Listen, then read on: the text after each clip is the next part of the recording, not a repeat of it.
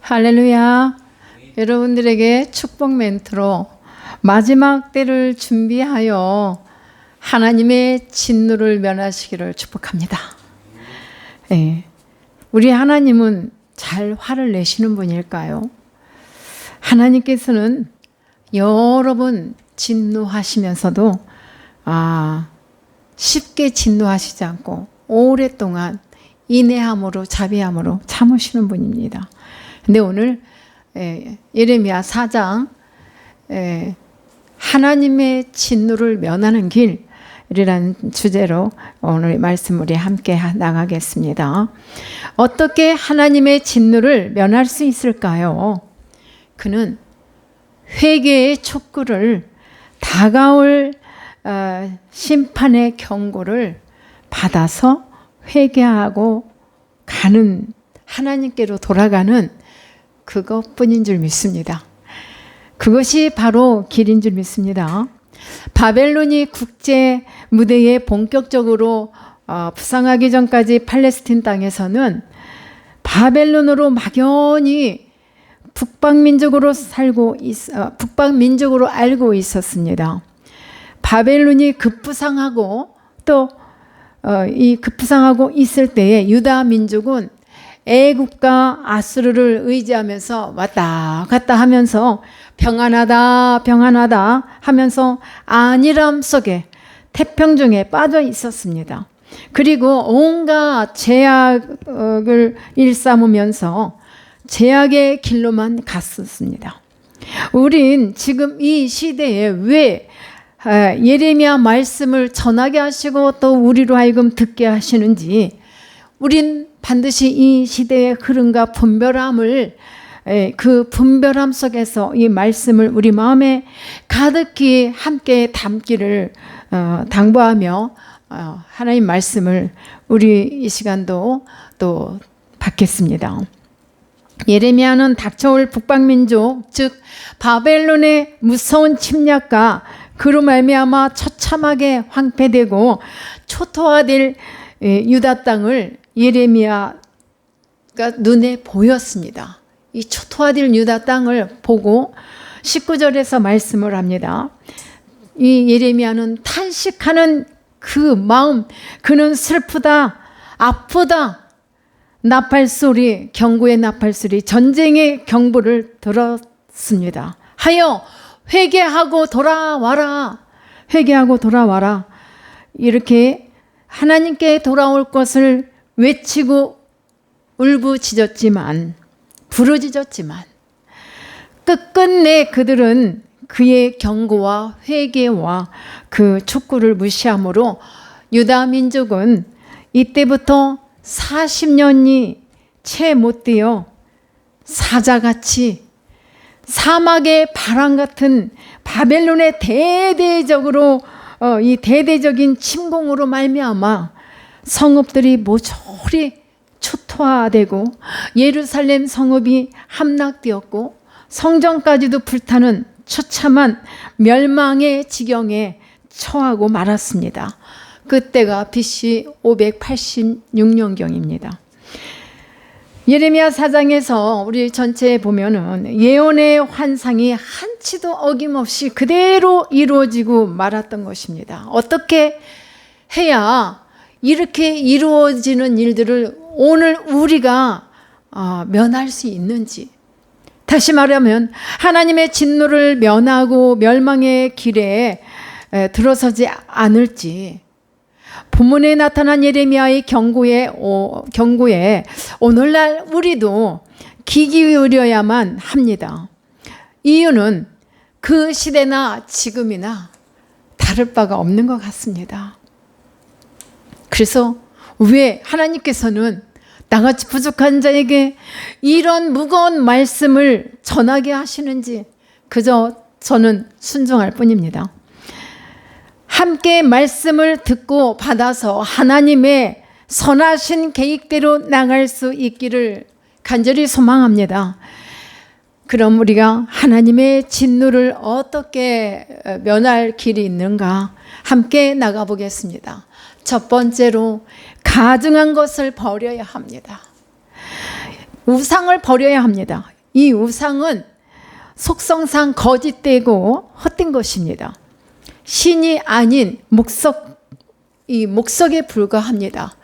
나무로 만들어 우상을 섬겼습니다. 그럼에도 불구하고 유다 백성들은 그것들을 감히 창조주 하나님과 비견하고 이렇게 또한 구속의 주 하나님께 마땅히 드려야 할 감사와 찬양과 이 예배를 그것들에게 돌리고 있으니 어찌 하나님의 진노를 면할 수 있을까?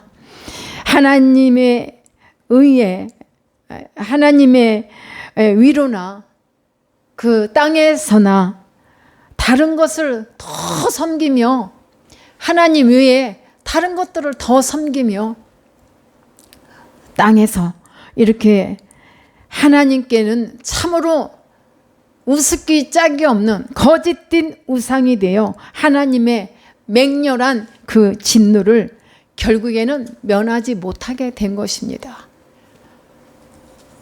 그 다음에 두 번째로는 무엇을 해야 될까요? 묵은 땅을 갈아야 합니다. 3절의 말씀입니다.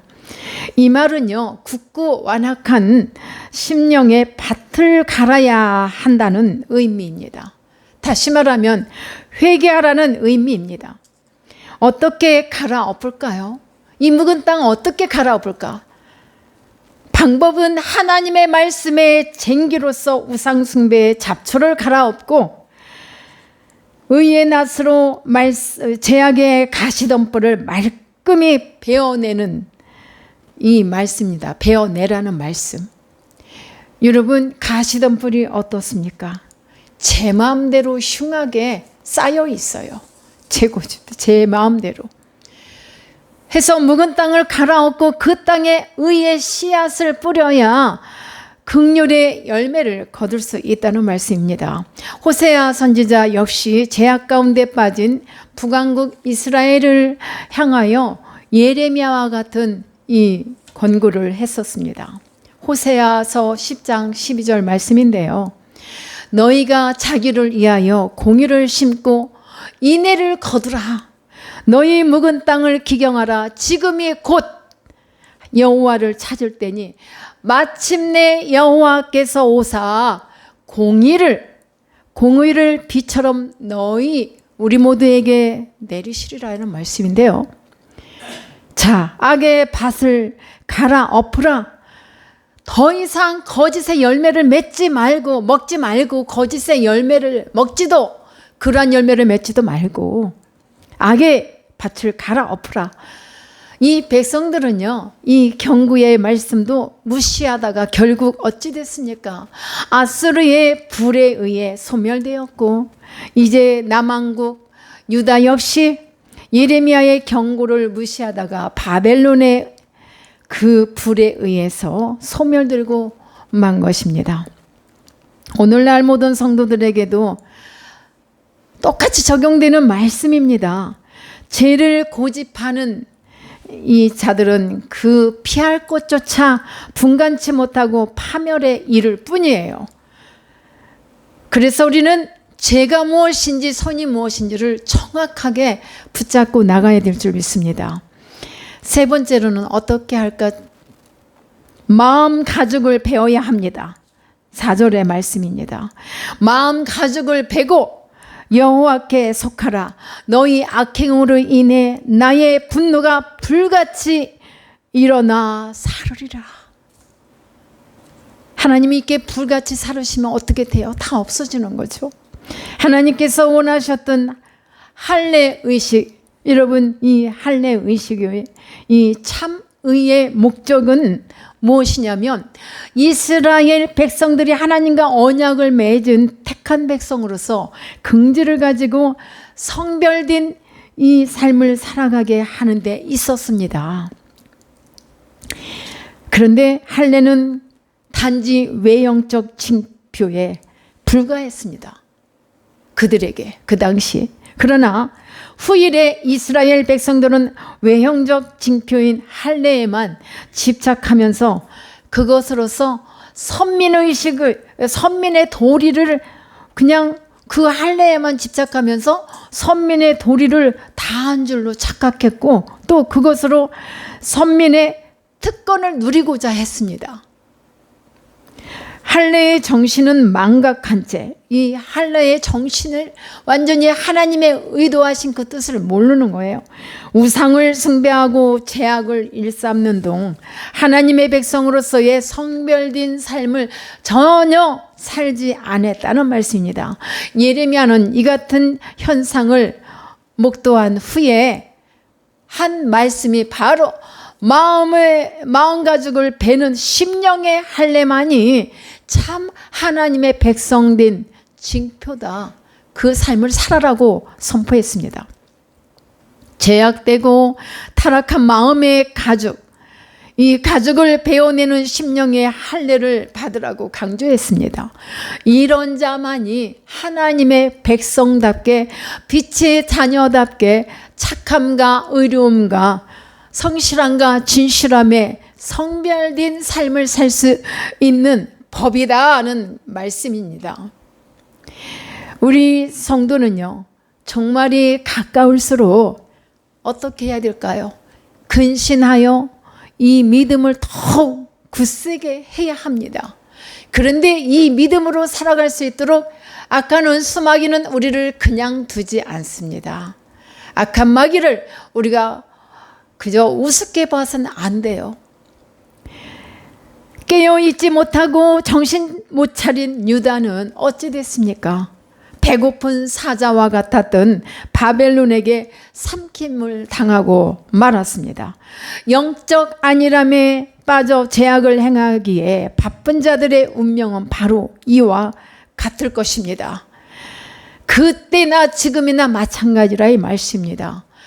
베드로 사도가 베드로전서 5장 8절에서 말해요. 성도들의 대적인 이 사탄은 산길차를 찾아 두루 다니는 사자에 빗대어 묘사하고 있어요. 사실 이 사탄은요, 배고픈 사자와 같은 존재예요. 그리고 데살로니가전서 5장 6절로 8절에서 하는 말씀입니다. 그러니까 오직 깨어 정신 차리라. 정신 차릴지어다. 정신 차리고 믿음, 소망, 사랑의 호심경을 붙이고 구원의 소망의 투구를 쓰라. 주님이 말씀하셨죠. 애통하는 자는 복이 있다고.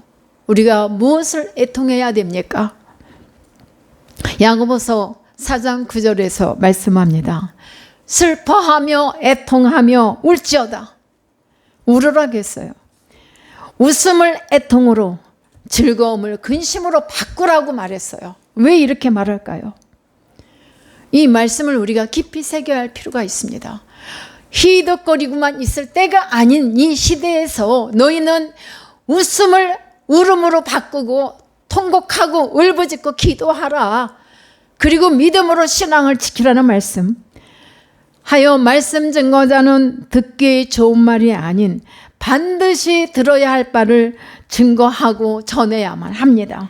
성도가 되었던 목사가 되었던 어떤 자든 하나님의 백성이라면 우리는 이와 같은 말씀을 경각심을 갖고 우리 마음에 담아야 될 줄 믿습니다. 또한 성도는 자신의 마음 중심에 하나님 이외에는 다른 것, 우상을 절대로 두어서는 안 됨을 우리는 잘 알고 있죠. 그런데 어떻게 하고 있어요? 우상을 지금 갖고 있어요? 즉시 마음 밖으로 던져버려야 합니다. 나 하나님 잘 믿고 있는데 내게 무슨 우상이 있어? 그건 자족하지 말고 우리가 잘못된 생각, 내가 선줄로 생각하지 말고 다시 한번 짚고 넘어가며 생각해 보기를 바랍니다. 왜냐? 우상을 두어서는 절대로 안 되는 이유가 있잖아요. 이 일은 하나님께서 우상을 섬기는 자들을 하나님의 진노를 면할 수 있는 길이 없어요. 때문에 우리는 우상을 내버려 던져야 합니다. 하나님의 진노를 면하는 길이 되기 때문에 동시에 하나님께서 주시고자 하시는 복을 받는 길이 되기 때문에 우상을 던져버리기를 바랍니다. 저와 여러분, 완악하고 굳은 죄악의 심령밭을 지금 곧 갈고 기경하는 시간이 되어서 하나님의 진노의 그 맹렬한 진노의 불길을 면할 수 있기를 축복합니다. 그래서 아까 축복 멘트에 하나님의 진노의 그 길을 면하는 축복이 있기를 제가 말씀을 드렸습니다. 마음의 할례 율법의 창시자 모세도요, 신명기 30장 6절에서 말합니다. 마음을 다하고 뜻을 다하고 하나님을 사랑하라. 그래야 생명을 얻을 수 있다는 말씀입니다. 마음의 할례를 받아야만 참으로 하나님의 백성답게 성별된 삶을 살 수 있다고 말했고, 또 요엘 선지자가 요엘서 2장 13절에서 보면은 그가 일찍이 활동했던 선지자예요. 이 요엘 선지자는 너희는 옷을 찢지 말고 이 마음을 찢으라고 외쳤습니다. 왜 그랬을까요? 악한 이 시대 속에서 옷 찢지 말고 마음을 찢으라. 그 옷만 찢어갖고 안 돼. 겉옷 찢었으면 마음의 옷도 찢으라는 것입니다. 여호와께로 돌아올지어다. 그는 은혜로우시며 자비로우시며 노하기를 더디하시며 이내가 크사 뜻을 돌이켜 재앙을 내리지 아니하시는 분. 그러니까 하나님께서 돌아오지 않는 이 백성들에게 진노를 준비도 하셨지만 그 전에 진노까지 오지 않고 회개하고 돌아와서 하나님의 그 인내함을 받으라는 이 외침을, 간곡한 이 애타는 마음을 우리가 이 시간 받아야 될 줄 믿습니다. 씨 뿌리는 자의 비유가 마태복음 13장에 있는데 우리 주님께서 강조하신 것이 뭐냐? 옥토밭이 되어야 돼요. 우리가 옥토밭이 되지 않으면 이 하나님의 말씀을 복 이런 말씀만 듣기를 원한단 말입니다. 우리 귀도 갈아야 돼요. 듣기 좋아하는 말만 이렇게 가려서 듣는 우리의 귀도 다 심령의 밭을 갈아 엎어야 될 줄 믿습니다. 하나님께서는 재앙을 내리지 않기를 원하시는 분이에요. 이와 같이 하나님은 재앙이 아닌 복을 주시고 평안을 주시길 원하시며 오래 참으시는 분이십니다. 사랑하는 분들이요, 에스겔서 18장 21절에 보면 정의와 공의를 행하면 반드시 살 것이요 그렇지 않으면 죽는다고 했습니다. 공의를 행하면 반드시 살고 그렇지 않으면 죽어요.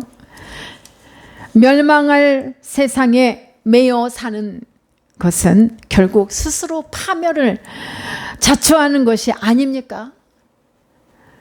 지금 내가 정신적으로 피폐하여 정신을 차리지 못하고 하나님의 말씀이 지금 다급하게 전하는 이 말씀의 뜻도 무엇인지 알지 못하고 분별하지 못한다면 나에게는 화가 미칠 줄 압니다. 때문에 우리는 그때나 지금이나 참으로 이 배은망덕한 행함으로 하나님을 슬프게 하고 하나님의 선지자를 괴롭혔던 그 백성들이 과연 어떤 길로 가겠습니까? 하나님께서는 그때나 지금이나 똑같은 그런 시대 속에 있기 때문에 당신의 백성들을 향하여 죄악에 빠져 죽어가는 것을 절대로 원하지 않고 계시기 때문에 멸망당할 백성들을 보고만 계시지 않으십니다. 왕정시대에도 하나님의 선지자들을 통하여 왕에게도 백성들에게 하나님의 말씀을 선포했습니다. 그 말씀을 하나님은 외치셨고 회개하고 돌아올 것을 간곡하게 원하시는 우리 하나님은 기다리고 계신다는 말씀입니다. 얼마나 완악하고 교만한 백성들인지 끝끝내 그들은 돌아오지 않았습니다. 그러니 누가 그들을 구원할 자가 있을까? 세상에는 하나도 구원할 자가 없었습니다. 때문에 우리 주님이 이 땅에 오신 거예요. 죽기 위해서 오셨단 말입니다. 오직 그리스도의 대속의 피만이 죄를 씻어 구원에 이르게 할 방도밖에 없으셨기 때문에 주님은 독생하신 예수 그리스도를 이 땅에 죽이기 위하여 오셨어요. 나 때문에 대신 유다 백성들에게 구원 얻을 수 있는 방법을 제시해 주시는데요. 바로 그것은 마음의 악을 씻는 거, 마음의 악을 씻는 거. 악으로 인하여 멸망할 자들이 구원 얻을 수 있는 유일한 것을 유일한 길은 바로 악을 씻는 것뿐입니다. 우리의 마음이 죄가 있으면 주님을 볼 수가 없어요. 마음이 청결한 자는 하나님을 볼 수 있다고 하셨기 때문에 그렇습니다. 하나님을 보기를 원한다면은 마음이 청결한 자가 되어 하나님을 만나 보시기를 바랍니다. 그것이 구원을 얻는 것입니다. 마태복음 5장 8절의 말씀입니다. 타락한 인간은요, 스스로 마음의 악을 씻지 못하고 또한 씻을 생각조차도 하지 않습니다. 그냥 생각하는 것마다 부패한 것, 악한 생각뿐이고 죄가 죄인 줄 모르는 마약 중독자 된 그런 사람과 같습니다. 다윗은요, 수없이 하나님 앞에서 호소하는 기도가 있었습니다. 하나님이여, 내 속에 정한 마음을 주소서, 내게 정결한 영을 주소서, 나에게 정결한 영으로 나의 영을 새롭게 하소서. 이러한 간절한 기도가 있었습니다. 저에게도 여러분에게도 이와 같은 기도가 필요하지 않겠습니까? 우리 마음에 악을 씻을 만한 그 무엇도 없어요. 그 능력도 아무것도 없습니다. 그러나 이 악을 씻을 만한 아무런 능력이 없어 누가 나를 죄악에서 구원해 주지 않는다면 우리는 멸망할 수밖에 없습니다.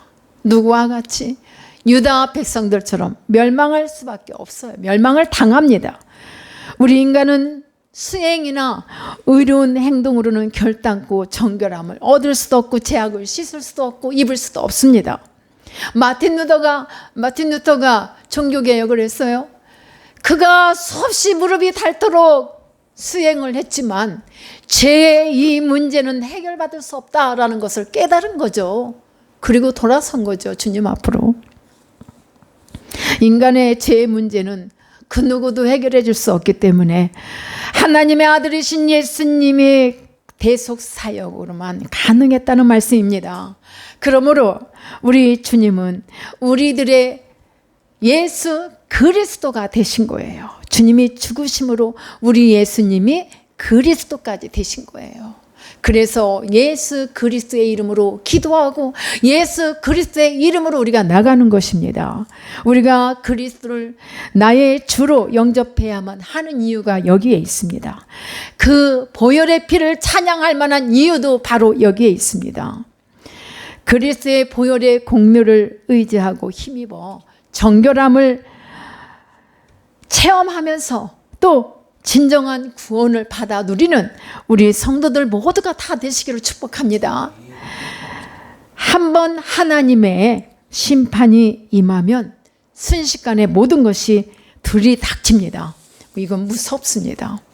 자, 하나님은 오래 참으시는 분인데 유다 재앙에 대하여 멸망의 대재앙에 대한 하나님의 내리실 심판에 대한 3번의 예언이 15절에서도 단에서 이루어질 거고 16절에도 여러 나라라고 하셨어요. 그 여러 나라는 예루살렘, 먼 땅, 유다 성읍들. 또 18절에는 그 고통이 내 마음에까지 미치느니라. 멸망당할 것을 다 알고 우리가 4장 전체를 다 읽어보지 않았지만 이 내용들을 제가 함축시켜서 그냥 한 주에 한 장씩만 나가는 것입니다. 이 말씀들요, 하나님 당신의 심판이 한 번 임하면 그야말로 지체치 않고 대비할 틈도 없이 순식간에 몰아닥칠 것, 미치지 못할 곳이 없을 만큼 무서워요. 철저하게 임한다는 말씀입니다. 근데 이 말씀 지금 아무렇지도 않아서 평안하다 지금 가고만 있을 것입니까? 냉혹하리만큼 무서운 심판이기 때문에 기회를 주고 계신 우리 하나님 앞에 감사하며 기다리시는 하나님 앞에로 돌아오시기를 축복합니다. 우리 하나님은 기다리지만 않으시는 분이라는 거 한없이 기다리고만 계시지 않아요. 그래서 어떻게 하십니까? 예를 들어 노아에게 배를 만들려고 하셨는데 왜 배를 만들려고 하셨습니까? 그는 홍수 임할 거야. 내가 이 물로 그냥 물이 아니라 큰 홍수로 다 쓸어버릴 거야. 심판할 거야. 경고의 말씀을 순종한 노아 가족만은 구원을 받았어요. 지금 마찬가지 우리가 이렇게 이 구원의 방주 안에 들어가기 위해서 지금 준비해야 된다는 말씀입니다. 기다리기만 하시지 않는 하나님, 경고하셨고 이미 기다리셨고 이제 순식간에 이 모든 일들을 어느 곳에도 미치지 못할 것이 없도록 다 이루실 우리 하나님의 그 냉혹하리만큼 무서운 심판이기 때문에 우리는 지금 바로 준비해야 될 줄 믿습니다. 왜냐? 이 노아는 아유 저 돌았어.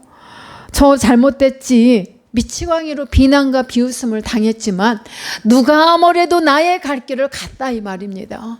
누가 나를 헐뜯고 나를 찢고 해도 하나님의 말씀에 오직 순종하면서 부적같이 임할 심판을 대비하고 준비했다 이 말입니다. 지금 우리 준비하고 있습니까? 멸망으로 치닫는 이 세상에 대하여 우린 어떤 마음을 가져야 하는가? 4장 19절로 21절까지의 말씀입니다. 예레미야는 전쟁의 경보를 듣고 나라의 멸망을 생각하며 심히 슬퍼했습니다. 내 마음이 너무너무 아프다 안타까워하며 하는 그런 내용인데요. 바벨론의 침공이 계시되었음을 알리는 나팔소리, 얼마나 두려웠겠습니까? 하나님의 뜻을 그대로 선포한 이 예레미야는, 이 선지자는 얼마나 마음이 아팠을까? 그런데 하나님의 심판의 메시지를 선포하는 선지자로 부름받고 자기 조국과 동족을 향하여 멸망의 메시지를 선포할 때마다 그 마음이 찢어지는 고통이 있었습니다. 얼마나 아프고 괴로웠겠습니까? 그는 진정 애국자, 또한 뿐만 아니라 민족을 사랑하는 애국자였습니다.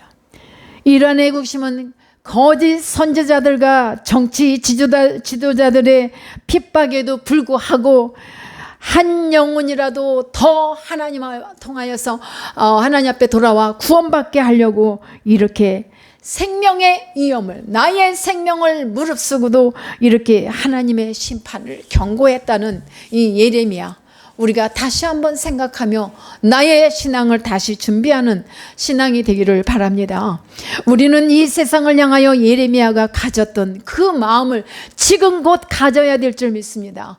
그리고 우리 나라를 위해 함께 애통해 하며 하나님의 심판의 경고의 나팔소리가 들려오기 전에 거짓 선지자들을 물리치면서 굵은 베옷을 입고 구하는, 부르짖는, 울부짖는 심정을 가져야 하지 않겠습니까? 마지막 결론의 말씀은 시편 78편 38절에서 39절까지 여러분 읽어보시기를 바랍니다. 하나님께서는요, 진노에 대해 여러 번 돌이키시는 분이에요. 그러나 심판이 임하시면 후회함이 없이 시행하신다고 하셨습니다. 너무 끔찍한 말씀, 우리가 시편 78편 38절 39절 제가 읽어드리겠습니다. 오직 하나님은 긍휼하심으로 죄악을 덮어주시어 멸망시키지 아니하시고 그의 진노를 여러 번 돌이키시며 그의 모든 분을 다 쏟아내지 아니하셨으니 그들은 육체이며 가고 다시 돌아오지 못하는 바람임을 기억하셨음이라. 이 39절과 같이 우리는 육체로서 한번 바람과 같이 다시 오지 못한다는 걸 알고 오랫동안 인내하셨단 말입니다. 여러분, 그래서 오늘 예레미야 4장 말씀을 생각하시면서 함께 다시 주님 앞에 돌아오는 우리 모두가 되기를 축복합니다. 기도하겠습니다.